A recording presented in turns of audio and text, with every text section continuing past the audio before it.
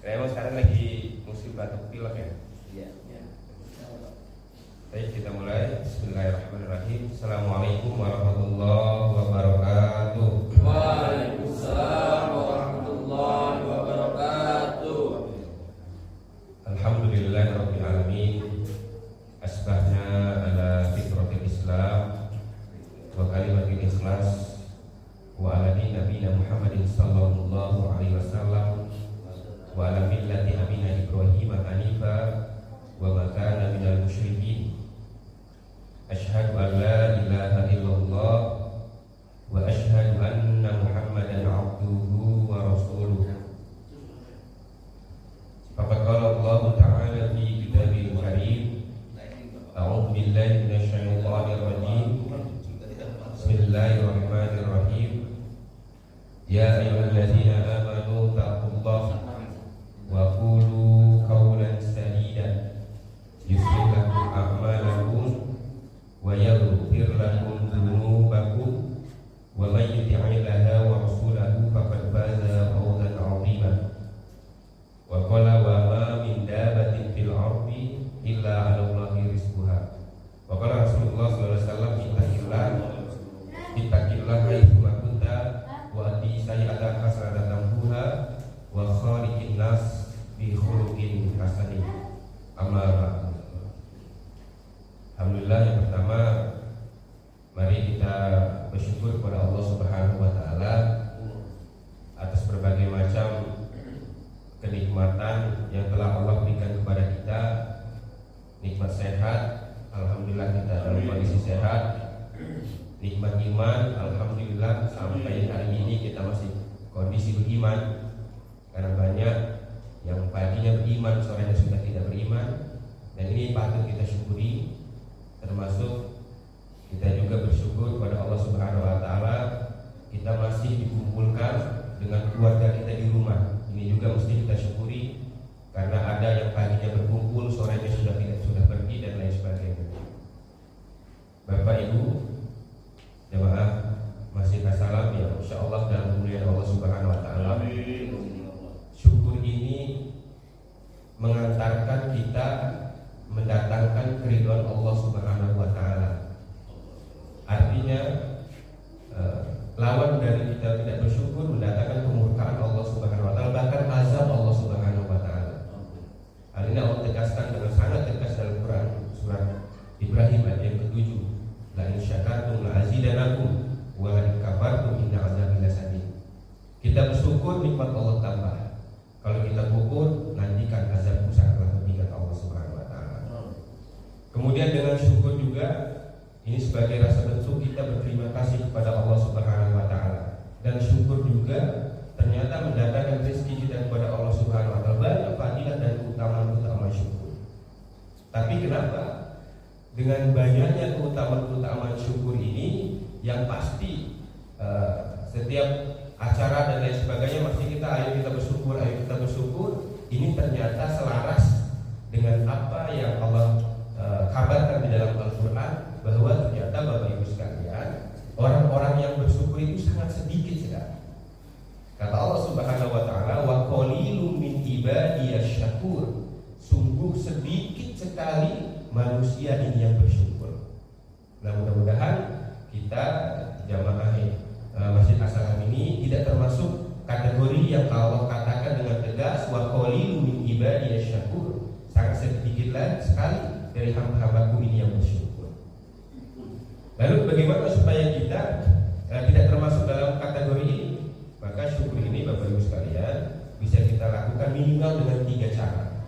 Yang pertama, kita syukur dengan lisan kita, mengucapkan alhamdulillah tadi yang sudah kita sama-sama alhamdulillah, kita bersyukur pada Allah Subhanahu wa taala.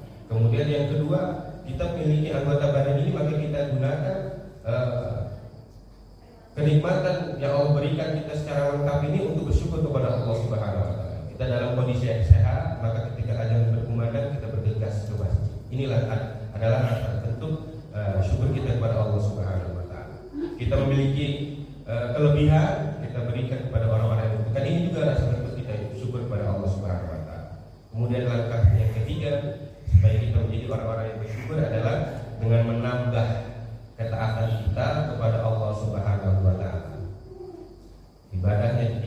sholatnya ditingkatkan, silaturahminya ditingkatkan dan lain sebagainya.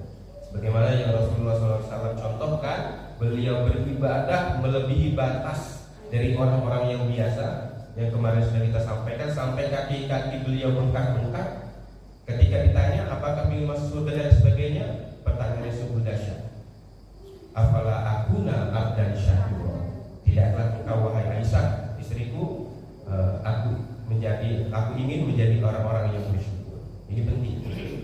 Mari dengan rasa syukur ini mudah-mudahan meningkatnya ketaatan kita kepada Allah Subhanahu wa taala. Sehingga ketika kita nanti menghadap Allah Subhanahu wa taala dengan sebutan yang indah, kita dipanggil dengan sebutan yang indah, yakni radiyatan mardiyah, orang-orang dalam keriduan Allah Subhanahu wa taala. Amin ya rabbal alamin.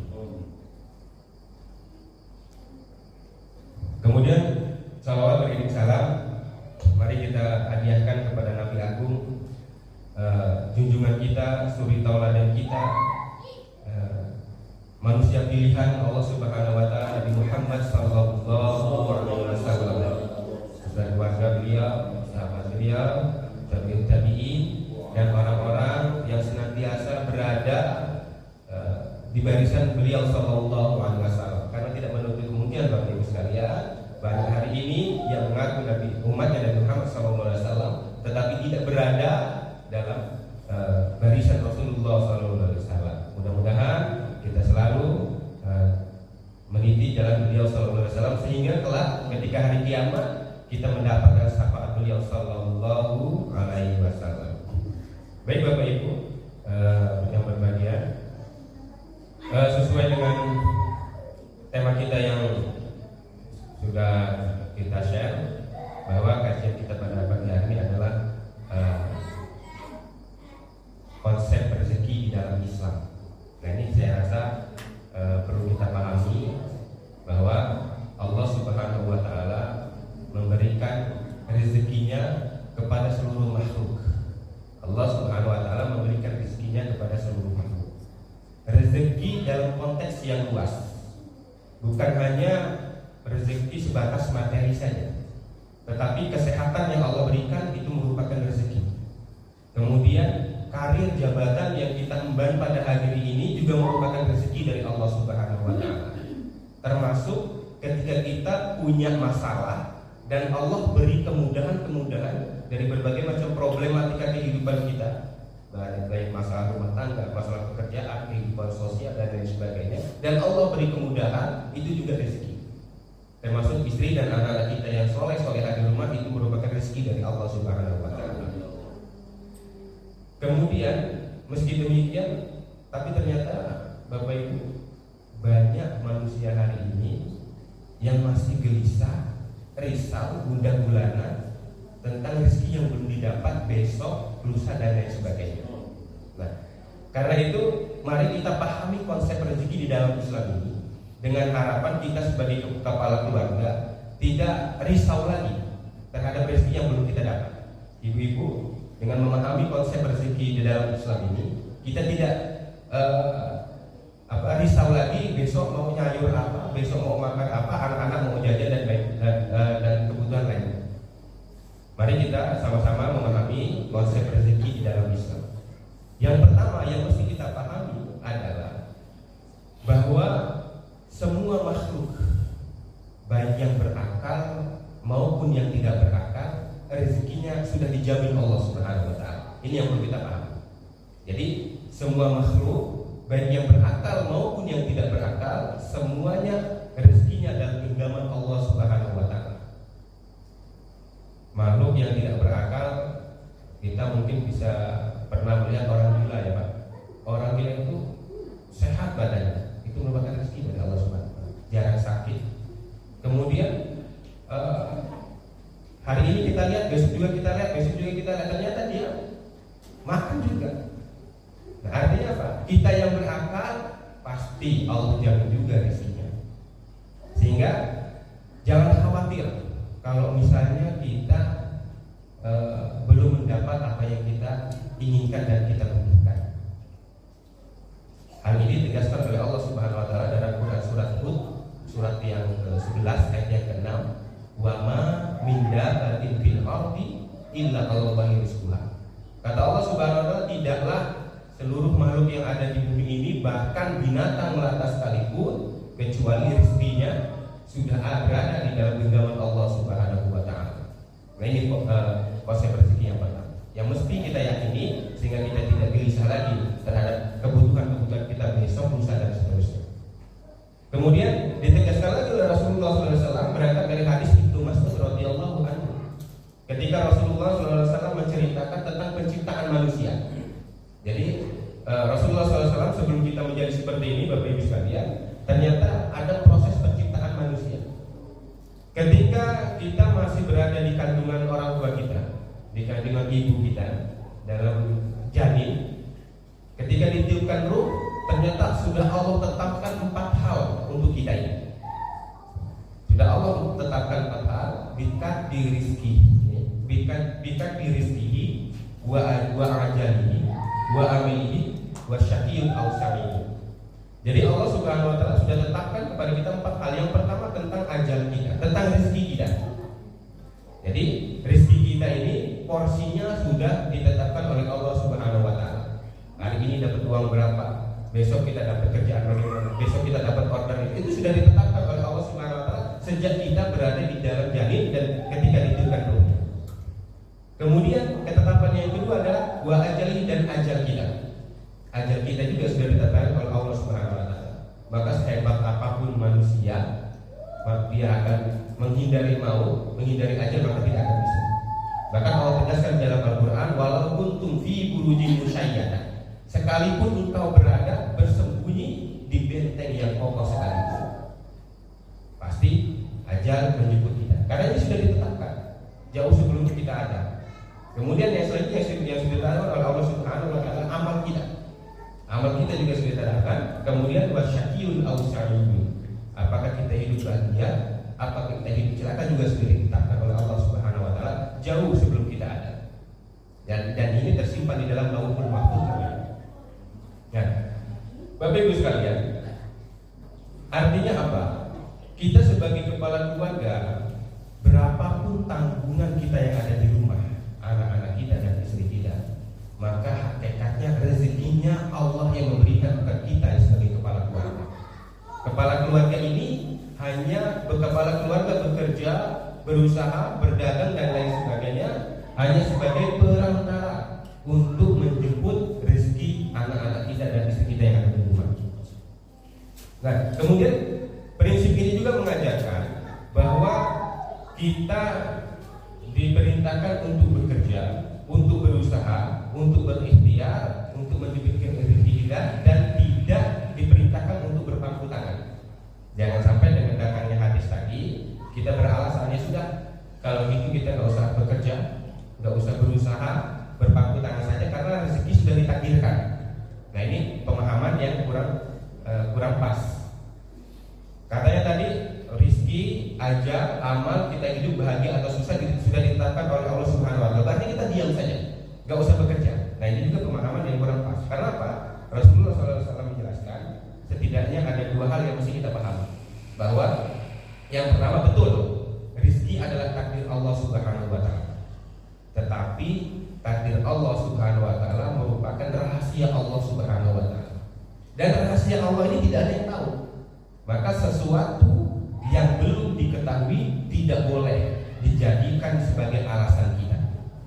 Nah, jadi rezeki memang sudah ditakdirkan Allah Subhanahu wa taala, tapi bukan berarti ini menjadi alasan kita untuk tidak bekerja. Nah, itu yang pertama. Yang kedua, penjelasannya Rasulullah SAW mengatakan bahwa ikhtiar tidak menafikan tawakal. Jadi kita bertawakal, tetapi tetap juga kita harus berikhtiar kepada Allah Subhanahu wa taala. Sebagaimana Rasulullah SAW menjelaskan dalam sebuah hadis yang panjang, bahwa kata Rasulullah SAW, seandainya kalian bertawakal, betul-betul bertawakal kepada Allah Subhanahu wa taala, kemudian diiringi dengan ikhtiar, bekerja, berusaha, maka rezeki kita akan dicukupkan oleh Allah Subhanahu wa taala sebagaimana seekor burung yang keluar di pagi hari dalam kondisi perut yang kosong, kemudian pulang di sore hari dalam kondisi perutnya yang sudah kenyang. Bahkan Bapak Ibu sekalian, kalau kita perhatikan burung itu ya, pulang berangkat pagi, keluar dari sangkarnya dalam kondisi perut kosong, kemudian pulang dalam kondisi perut kenyang, dan dia masih membawa makanan di paruhnya itu untuk anak-anaknya yang berada di sana. Nah, Rasulullah SAW, Allah Subhanahu Wa Taala dan Rasulullah SAW memerintahkan kita untuk berikhtiar, sebagaimana Allah perintahkan burung yang keluar tadi di pagi hari dan pulang dalam kondisi kenyang. Nah, itu konsep rezeki yang pertama yang mesti kita pahami. Kemudian konsep rezeki yang kedua yang mesti kita pahami adalah, apalagi kita sebagai kepala keluarga ini, bahwa semua makhluk yang bernyawa tidak Allah matikan kecuali rezekinya sudah lengkap diperoleh.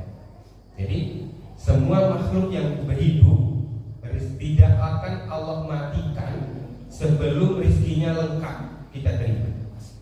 Nah, sehingga kadang kita pernah melihat ya, ada orang sakit berbulan-bulan, bahkan mungkin bertahun-tahun nggak mati-mati juga, berbaring aja di kamar, karena mungkin ada rezekinya yang belum lengkap diterima sehingga masih Allah hidupkan.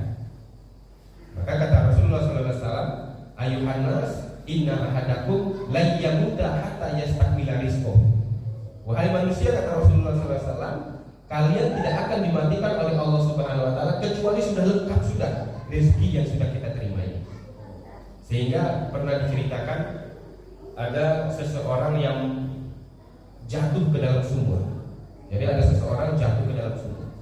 Nah, orang ini berteriak-teriak minta tolong kepada orang-orang yang berada di atas sumur, di sekitar sumur. Teriak-teriak, akhirnya datanglah orang-orang menolong mengeluarkan orang yang masuk ke dalam sumur ini. Setelah dikeluarkan dengan kondisi selamat, kemudian ditenangkan, kemudian datang seseorang memberi segelas susu. Kemudian diminum susunya. Setelah tenang, setelah dihabiskan segelas susu tadi, kemudian ditanya sama orang-orang yang menolong di atas sumur tadi, wahai fulan, apa sebenarnya yang terjadi? Kok kamu bisa sampai masuk ke dalam sumur? Akhirnya orang ini menceritakan kronologi yang baru saja terjadi, berceritakan bla bla bla begini sambil mempraktekkan dia berdiri di bibir sumur. Tanpa disengaja orang ini kepleset dan jatuh lagi ke dalam sumur. Dan pada akhirnya qadar Allah, orang ini mati. Bapak Ibu sekalian, hikmah dari cerita ini adalah Allah Subhanahu Wa Taala menyelamatkan orang ini pada kejadian pertama. Dia jatuh selamat ditolong. Kemudian pada kejadian kedua orang ini jatuh lagi dan qadar Allah mati. Ternyata orang ini selamat dalam kejadian pertama, ada rezeki yang belum lengkap dia terima, yakni meskipun segelas susu. Setelah lengkap rezeki yang dia terima, maka barulah orang ini mati. Maknanya apa Bapak Ibu sekalian? Jangan pernah khawatir kita akan rezeki yang belum kita dapatkan. Kadang kan kita ini bingung ya, bisa terutama menjelang Lebaran, menjelang anak-anak sekolah, kebutuhan anak-anak sekolah, belum ini belum itu, pendaftarannya dan lain sebagainya. Lebaran, baru puasa sehari sudah mikir belum beli baju dan lain sebagainya. Ini sering terjadi pada kita. Belum lagi kebutuhan-kebutuhan yang lain. Nah, maka perlu kita pahami konsep rezeki ini Bapak Ibu sekalian. Nah, rezeki ini unik dan luar biasa. Sekarang coba kita kilas balik, berpikir episode kehidupan kita yang sudah kita lalui. Sebagai contoh gini ya, gaji kita misalkan atau pendapatan kita baik itu dari berdagang, bisnis dan lain sebagainya, atau dari bekerja dan lain sebagainya. Misalkan pendapatan kita sebulan itu 2 juta misalnya. Coba kita hitung-hitung. Kebutuhan makan misalkan sehari untuk makan satu keluarga 50.000 misalnya. Berarti sebulan sudah 1.500.000 ya. Kemudian kebutuhan listrik, PAM, jajan anak, kemudian bapak-bapak yang merokok mungkin rokok, kemudian bensin dan lain sebagainya. Belum kalau punya hobi lain, misalkan di rumah melihara burung, bantu makan burung, kasih makan burung juga dan lain sebagainya. Kalau dihitung itu lebih dari 2 juta, bahkan sampai 4 juta. Tetapi kenapa? Bulan berganti bulan, tahun berganti tahun, kita enjoy saja. Kayaknya pas saja. Mau makan ada, Ketika kita anak-anak mau jajan, mau berangkat sekolah, masih kita bisa kasih anak jajan ke sekolah. Ketika anak-anak mau masuk sekolah, bisa. Ketika lebaran dan lain sebagainya, kebutuhan rumah tangga, bisa. Akhirnya artinya semua itu berjalan sebagaimana mestinya. Padahal pendapatan kita tadi cuma 2 juta sebulan, tetapi kebutuhan kita dalam sebulan melebihi dari 2 juta. Ini adalah rahasia Allah Subhanahu wa taala dan bukti bahwa konsep rezeki ini sudah ditentukan oleh Allah Subhanahu wa taala. Ya kalau kita punya hutang sedikit-sedikit wajar, Pak, semua juga punya hutang. Ya kan, pas mau masukin anak sekolah bingung kita kan. Kemudian kita mencari pinjaman dan sebagainya. Kita dapat dari itu juga rezeki. Rezekinya apa? Nanti kita diberi kemudahan untuk membayar hutang yang baru kita pinjam tadi. Artinya apa, Bapak Ibu sekalian? Bahwa jangan pernah kita khawatir tentang kebutuhan kita, tentang rezeki yang belum Allah berikan kepada kita. Karena kita tidak akan pernah dimatikan sebelum lengkap sudah rezeki yang kita dapatkan dan yang kita butuhkan ini. Makanya ada yang bilang cari istri itu yang pintar cari duit supaya membantu suaminya. Dan memang istri-istri ini memang luar biasa. Ini perlu kita apresiasi ibu-ibu kita ini, istri-istri kita ini.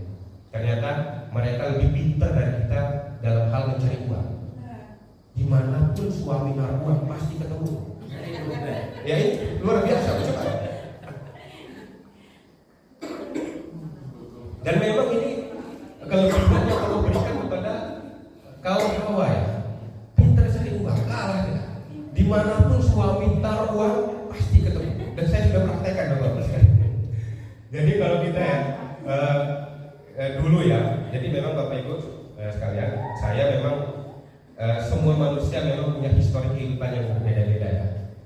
Saya kalau kilas balik dalam kehidupan yang lalu, mohon maaf, saya dikatakan sangat sukses, Pak. Background saya dari teknik, jadi memang dulu kalau proyek-proyek saya yang terakhir saya kerjakan itu proyek di Pulau Bawah Barat, di Bapak dulu kan Pemdanya itu masih ngontrak-ngontrak di rumah-rumah orang ya, itu kami dulu yang mengerjakan dan itu semua kita punya. Tapi dulu begitu saya pencairan yang dari Bang Lampung itu banyak banget Pak. Itu saya simpan gitu. Saya taruh di dashboard mobil, saya taruh di mobil, tapi ketemu juga sama istri. Nah itulah pandainya istri yang pandai cari uang. Kita taruh di kasur tetap ketemu. Kita taruh di lipetan. Kan kita kalau kadang bapak-bapak ini rahasia bapak-bapak ini Bu. Ini kalau punya dompet ada ruang rahasia, pasti ketemu juga sama ibu. Dan satu hal yang kita apresiasi, kita banggakan kepada istri-istri kita ini Pak.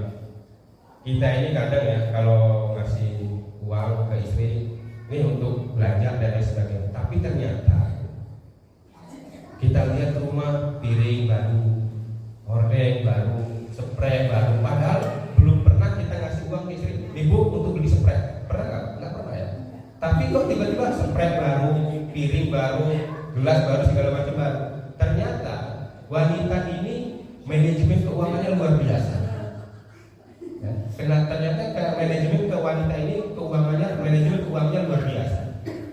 Saya perhatikan kita kalau misalnya disuruh ibu-ibu, disuruh istri kita untuk belanja, kita pasti bingung. Saya pernah mencoba ya eksperimen. Udah saya aja yang belanja. Saya bawa uang 100.000, saya belanja kebutuhan rumah tangga. Paling yang kita beli cuma 2-3 item Pak. Beli ini, beli itu segala macam. Ini sudah habis 100.000 lagi, 100.000 lagi. Tapi kalau kita kasih ke istri untuk belanja uang 100.000, semuanya dapat. Bawang dapat, cabai dapat, jajanan dapat, bahkan masih sisa 10-20.000. Saya lihat, saya pikir ini apa yang salah. Ternyata ibu-ibu ini membeli apa yang dibutuhkan, bukan apa yang diinginkan. Jadi dia butuh ini dibeli. Kalau kita belanja bukan apa yang kita butuhkan, ya, apa yang kita inginkan. Kita masuk ke Alfamart, tisu nggak penting untuk dibeli sama dia. Ya. Kemudian masuk ke Alfamart, beli Pocari, padahal datang ke rumah minum air, buka kulkas minum air dingin juga, tetapi dibeli juga sama dia. Nah, ternyata luar biasanya perempuan ini, dia membeli apa yang dibutuhkan, bukan apa yang diinginkan. Nah, rezeki juga demikian Bapak Ibu sekalian. Allah Subhanahu wa taala memberikan rezeki kita, memberikan apa yang kita butuhkan, bukan apa yang kita inginkan. Ini kalau kita tanya apa yang kita inginkan, banyak betul keinginan kita. Rumah ingin lebih luas, ya. Kendaraan ingin lebih nyaman. Kemudian sandang pangan segala macam ingin serba wah dan mewah. Tetapi bukan itu yang Allah berikan. Bukan apa yang kita inginkan, tetapi apa yang kita butuhkan. Buktinya apa? Kebutuhan-kebutuhan kita sehari-hari tercover dan bulan berganti bulan tetap terus ada dan kita nikmati. Dan ini konsep rezeki yang mesti kita pahami. Kemudian yang ketiga, konsep rezeki yang ketiga yang mesti kita pahami adalah bahwa rezeki yang sesungguhnya adalah apa yang kita konsumsi sampai habis dan apa yang kita manfaatkan, bukan apa yang kita kumpulkan. Nah ini penting Pak poinnya. Rezeki kita itu apa yang kita manfaatkan dan apa yang kita habiskan, bukan apa yang kita kumpulkan. Kenapa? Yang kita kumpulkan belum tentu rezeki kita. Mohon maaf, rezeki yang kita kumpulkan ini belum tentu pendapatan kita yang kita dapatkan ini yang kita kumpulkan belum tentu rezeki kita. Karena apa? Bisa jadi sepeninggalan kita justru menjadi malapetaka rebutan anak dan istri kita, sehingga tidak jarang ada kakak bunuh adiknya, adik bunuh saudaranya, anak bunuh orang tuanya dan lain sebagainya, rebutan harta yang ditinggalkan oleh orang yang sudah meninggal. Artinya apa? Rezeki ini apa yang kita manfaatkan dan apa yang kita konsumsi sampai habis, bukan apa yang kita kumpulkan. Rasulullah SAW menjelaskan dalam suatu hadis, kata Rasulullah, ada seseorang yang mengatakan bahwa ini hartaku, di sana hartaku. Kemudian kata Rasulullah, ini punyaku, di sana punyaku. Kemudian Rasulullah SAW tegaskan, wahai manusia, sesungguhnya hakikat rezeki kalian adalah cuma terbagi ke dalam 3 hal. Nah, rezeki kita ini Pak terbagi ke dalam 3 hal. Yang pertama, apa yang kita makan dan sampai ke belakang, itu rezeki kita. Karena belum tentu Pak yang kita makan ini rezeki kita. Bisa jadi baru sampai tenggorokan kita muntahkan. Pernah ya kita misalnya makan atau tersedak dari sebagainya, ternyata kita muntahkan. Dan itu nggak mungkin kita makan lagi kan? Itulah bukan rezeki kita. Jadi hakikat rezeki kita itu yang mesti kita pahami adalah apa yang kita makan dan sampai ke belakang, ke WC. Itu rezeki kita yang pertama. Yang kedua, apa yang kita pakai sampai rusak dan tidak bisa dipakai lagi. Kita punya peci, kita punya baju, yang kita punya handphone, belum tentu juga rezeki kita. Karena baju yang kita punya ini kadang masih layak pakai, kita kasih ke orang, maka rezeki orang itu. Dan yang terakhir yang terdahsyat adalah hakikat rezeki kita adalah apa yang kita sedekahkan dan tersimpan di sisi Allah Subhanahu wa taala. Dan ini dahsyat luar biasa. Jadi harta yang kita punya, kita sedekahkan, itulah rezeki kita yang sesungguhnya Pak. Bukan apa yang kita poya-poyakan. Kenapa? Ternyata sering sekali kita sampaikan bahwa orang-orang yang meninggal dunia, mungkin ada kemarin di grup orang tuanya Pak Zul ya baru meninggal. Mudah-mudahan amal ibadah serta apa yang diupayakan beliau, ayah dari keluarga kita, tetangga kita diterima oleh Allah Subhanahu wa taala. Kembali Bapak-bapak sekalian, bahwa apa yang kita orang-orang yang sudah meninggal, mungkin orang tua kita yang sudah meninggal, saudara kita, tetangga kita dan sebagainya, ternyata ada rahasia yang luar biasa. Orang-orang yang meninggal ternyata merengek di hadapan Allah Subhanahu wa taala, menangis-nangis minta kembali lagi ke dunia, walau sebentar saja. Jadi orang-orang yang meninggal ini mereka menangis, raung di hadapan Allah Subhanahu wa taala, pinggil kembali ke dunia ini walau sebentar saja. Ayatnya sudah terbaca dalam sholat tadi. Rabbi laula akhartani ila ajalin qarib. Wahai Allah, sekiranya aku dikembalikan lagi ke muka bumi ini ila ajalin qarib, sebentar saja. Mungkin 1 menit, mungkin 1 jam, mungkin 1 hari dan lain sebagainya. Apa yang ingin mereka lakukan ini saja. Mumpung kita masih hidup. Fa as-sadaqah wa aku minas-sholihin. Niscaya aku ingin bersedekah. Jadi orang-orang yang sudah meninggal dunia ini ingin dikembalikan lagi ke dunia walau sebentar saja, bukan mau sholat, bukan mau haji, umroh dan lain sebagainya, tapi fa as-sadaqah, ingin bersedekah. Karena ternyata pahala sedekah ini, kalau pahala sholat, pahala puasa dinikmati setelah proses akhir. Contoh, orang yang berpuasa akan diberi pahala oleh Allah Subhanahu wa taala memasuki surga yang pintunya bernama Babur Rayyan. Artinya apa? Orang ini sudah proses akhir, kemudian dia masuk surga dan diberi oleh Allah Subhanahu wa taala surga yang pintunya namanya Babur Rayyan. Itu pahala untuk orang yang berpuasa. Kemudian termasuk pahala-pahala di amal-amal saleh yang lain diberikan proses akhir. Tetapi ketika sedekah, Pak, itu kita baru dimasukkan ke dalam kubur sudah tampak pahala orang-orang yang bersedekah. Salah satunya diterani kuburan kita karena sedekah kita. Inilah alasan orang-orang yang meninggal dunia ingin balik lagi ke dunia. Orang-orang yang sudah meninggal ingin balik lagi ke dunia lantaran ingin bersedekah. Karena pahala sedekah sudah Allah tampakkan sejak dia berada di dalam kubur. Karena itu, mumpung kita masih berada di dunia ini, ada sedikit rezeki sedekahkan. Dan sedekah itu tidak mesti berupa uang, tenaga, pikiran, sumbangsi, ide dan lain sebagainya. Termasuk kata Rasulullah SAW, karena dasarnya sedekah ini, senyum kepada saudara pun termasuk sedekah. Bahkan menyingkirkan duri dari jalan. Misalnya dari jalan ada duri, ada atau pohon romba dan sebagainya, kita singkirkan, itu juga sedekah. Karena apa? Ya tadi, orang meninggal dunia ingin kembali lantaran ingin bersedekah. Termasuk ada gorengan, ada kopi dan sebagainya, ini juga sedekah. Mudah-mudahan sedekah terbaik ibu-ibu pada pagi hari ini. Amin. Ya Allah. Nah tadi konsep rezeki yang ketiga adalah apa yang kita manfaatkan dan apa yang kita sedekahkan berada di sisi Allah Subhanahu wa taala. Itu konsep rezeki di dalam Islam. Mudah-mudahan bisa menenangkan jiwa kita, bapak-bapak, ibu-ibu sekalian. Kemudian selanjutnya,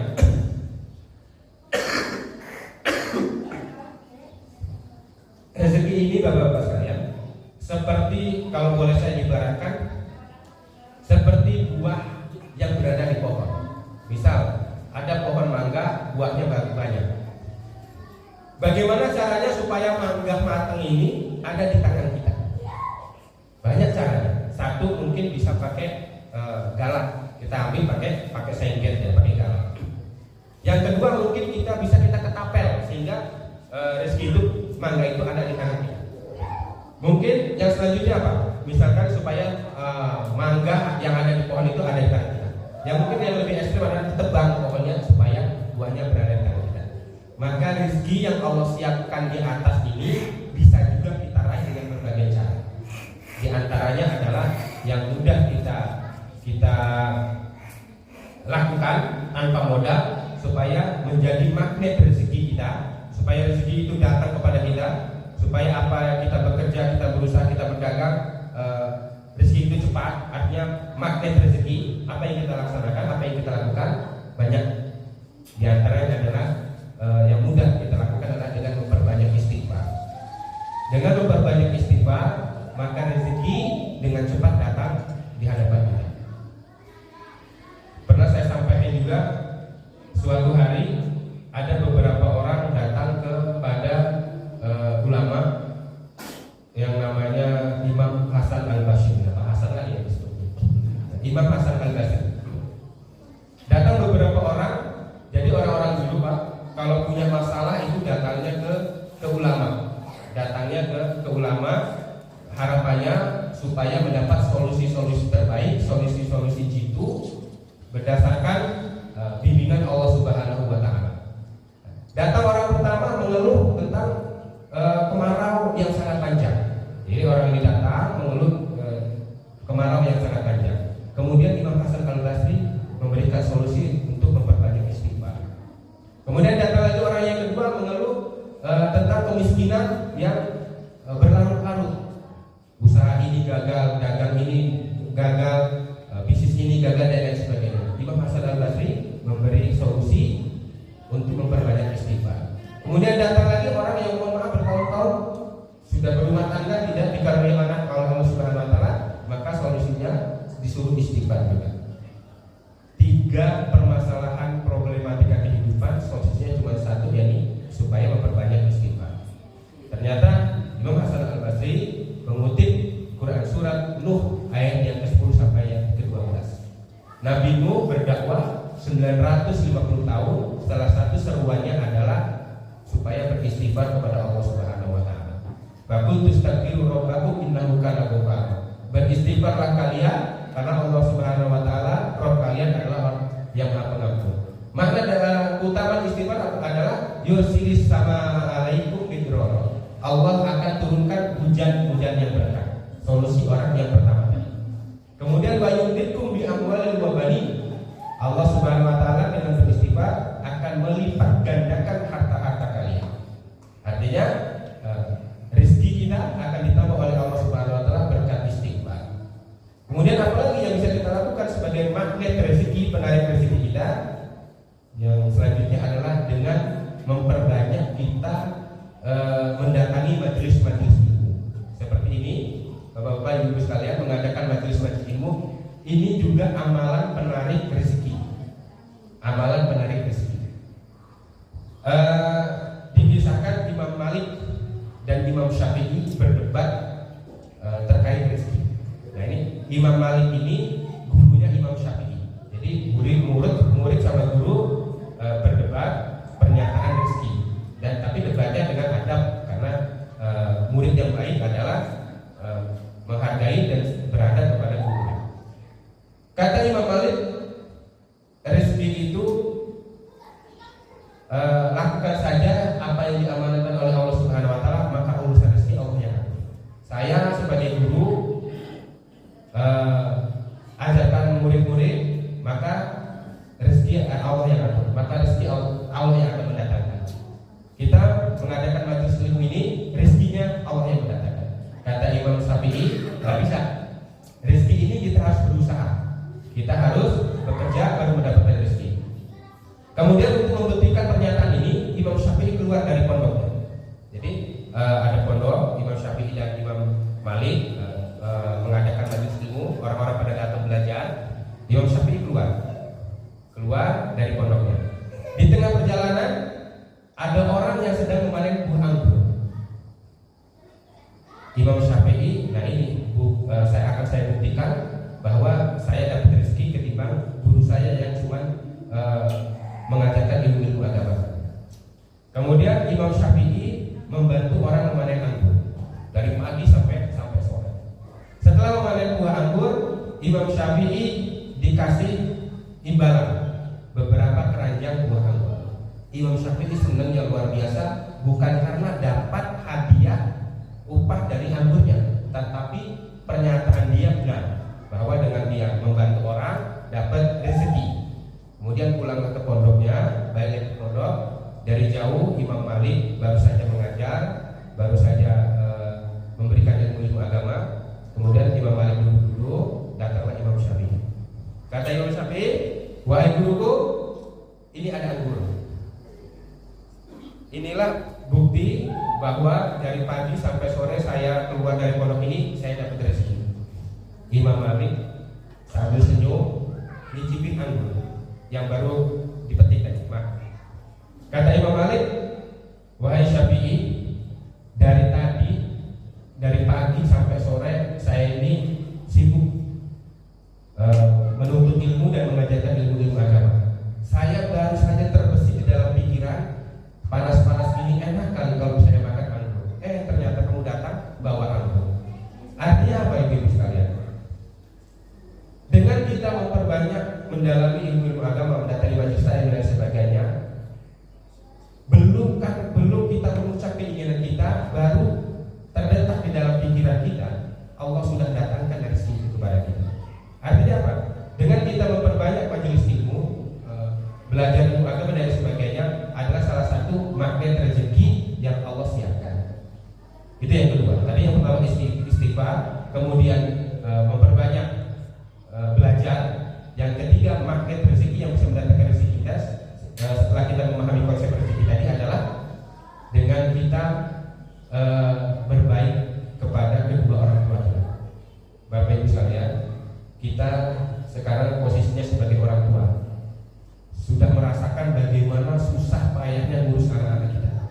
Maka dulu orang tua kita juga begitu. Nah, salah satu magnet rezeki yang bisa kita lakukan adalah berbaiklah kepada kedua orang tua kita.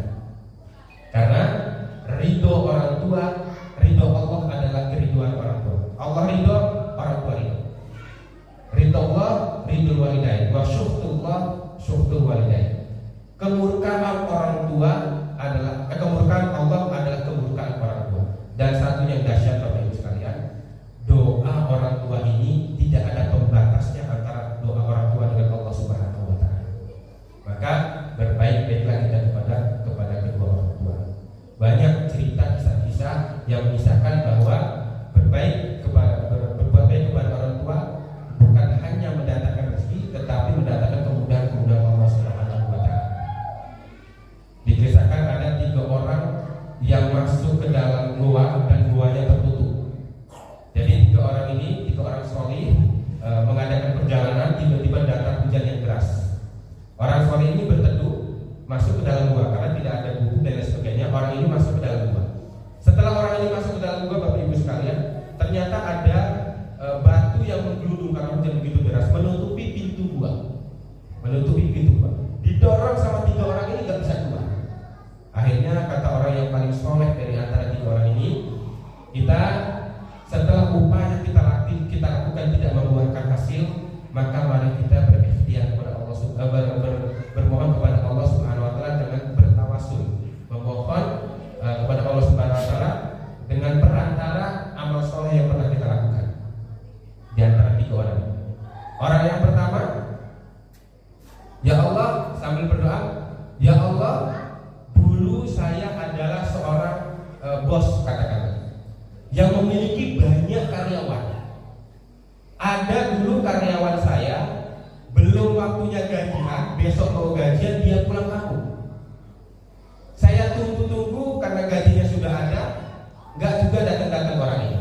Akhirnya uang ini daripada berkurang, saya manfaatkan, saya belikan kambing, saya belikan binatang ternak. Hari demi hari binatang ternak ini semakin banyak dan semakin banyak.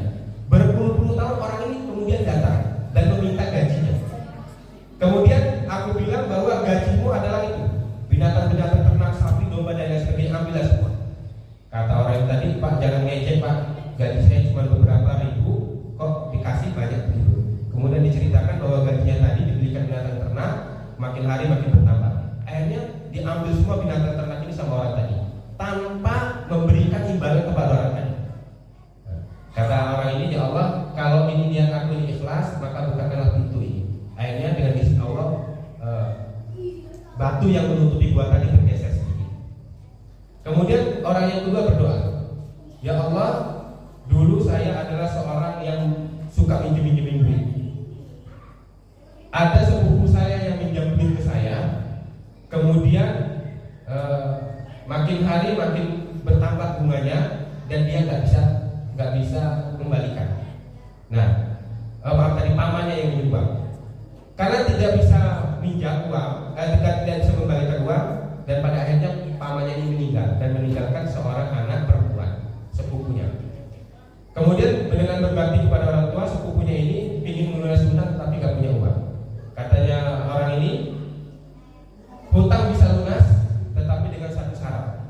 Apa syaratnya? Anaknya ini adalah wanita yang sangat cantik. Syaratnya, kamu layani saya malam ini, maka saya lunasi hutang. Karena dengan rasa berbakti kepada orang tua, dia ya sudah, saya siap, kata perempuan itu. Begitu malam tiba dan pada saat mau eksekusi, pada saat mau eksekusi, orang perempuan ini ngomong, wahai saudaraku, takutlah kepada Allah Subhanahu wa taala. Kata-kata takutlah kepada Allah Subhanahu wa taala ini menyadarkan orang ini tadi. Akhirnya orang itu diusir, perempuan itu diusir, dan saya nyatakan hutangnya lunas. Ya Allah, emang kebaikan saya ini dengan melunasi orang yang punya hutang ini diridaiku, maka bakal lebih.